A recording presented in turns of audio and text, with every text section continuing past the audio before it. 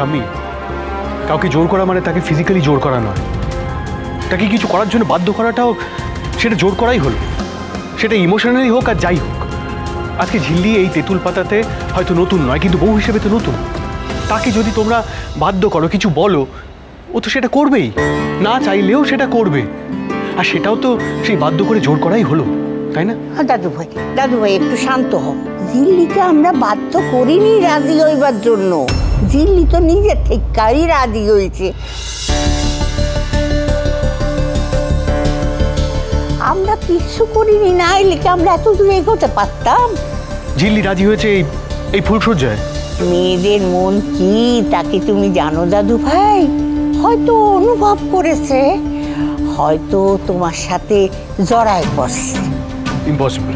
এই দেখো, কেন ইম্পসিবল কেন? তুই তো বলেছিস যে ঝিল্লি মায়ের আগের জীবনটা তেমন ভালো ছিল না, অনেক দুঃখ পেয়েছে, কষ্ট পেয়েছে, হয়তো সব কিছু ভুলেও নতুন করে জীবনটাকে শুরু করতে চাইছে। তা সেই সুযোগটা তুই দিবি না? তাছাড়া তুই সকলের সামনে বলেছিস যে তুই স্বইচ্ছায় যা করার করেছিস। এখন তো আর না করা তো সাজে না। আমি সজ্ঞানে নিজের ইচ্ছেতে ঝিল্লিকে বিয়ে করেছি। অগ্নি সাক্ষী করে যখন বিয়া করছো তখন সেটাকে সম্পূর্ণ করো। তুমি যা যা বললে আমার মনটা একেবারে বইরা গেল গো। এমন কইরা বউয়ের কথা কজন ভাবে বলো তো? তোমরা বুঝতে পারছো না ব্যাপারটা।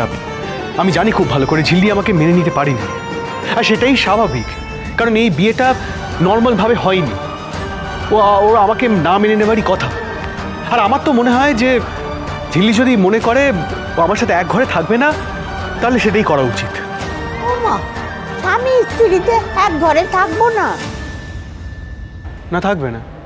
কোথায় লেখা আছে যে স্বামী স্ত্রীকে এক ঘরেই থাকতে হবে? তাছাড়া আমি মনে করি এটা একটা মেয়ের ব্যক্তিগত ইচ্ছে, তার ব্যক্তিগত মতামত। আর আমার সাথে নাই থাকতে ইচ্ছে হতে পারে, এটাতে তো জোর করার কোনো দরকার নেই। And of course I respect that decision. এরকমভাবে অ্যাক্সিডেন্টালি একটা বিয়ে হওয়াটা, এটা তো কোনো নর্মাল ব্যাপার নয়। গিভ আর টাইম, তাকে সেই সময়টা তো দিতে হবে সব কিছু মেনে নেবার। অশোক, দেখেছিস তো, এই জন্যে এত ভালোবাসি আমি ছেলেটাকে। সত্যি ঋষি, আমরা কোনোদিন তোর মতো হতে পারবো না। হ্যাঁ রে ঋষি, ঝিল্লি খুব সুখী হবে। কি বলো দাদা?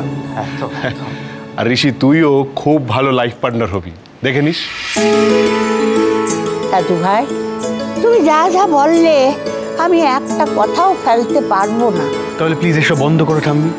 একটা কিন্তু আছে, যদি তুমি নিশ্চিতভাবে সব কিছু গুছায় বলতে পারতে তাহলে আমরা সব কিছু মাইনা নিতে পারতাম। কিন্তু দাদু ভাই, তুমি সবই বলতেছো হয়তো, মনে হয়, বাধ্য হয়ে, এটা নয়। কারণ ঝিল্লির কথাগুলো তুমিও সব কিছু জানো না দাদু ভাই।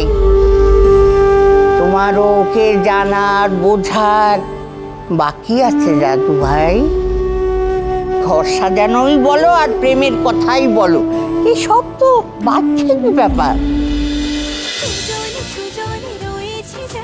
তেঁতুল পাতা সোম থেকে রবি প্রতিদিন সন্ধ্যে ৬টায় স্টার জলসায় ও ডিজনি প্লাস হটস্টারে।